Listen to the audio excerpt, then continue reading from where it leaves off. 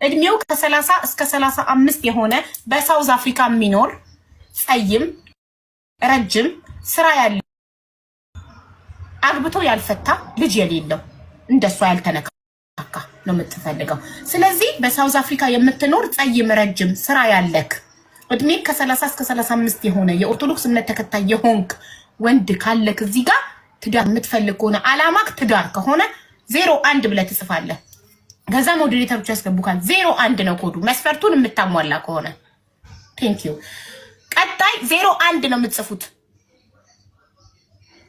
ያው 3 ሰው አይቻለው እስካሁን። አንዱ እንደውም ፕሮፋይሉ ላይ ሳውዝ አፍሪካ ባንዲራ አለ። ስለዚህ እውነትም ሳውዝ አፍሪካ የሚኖር ይሆናል። ፎከስ ማድረግ ያለባችሁ ሳውዝ አፍሪካ ነው የምትፈልገው።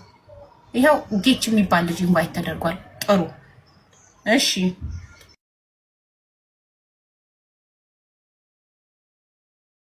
ቀጣይ ታጋሽን ሸኝተነዋል። ራይት እናደርጋለን። 02 ተሸኝቷል።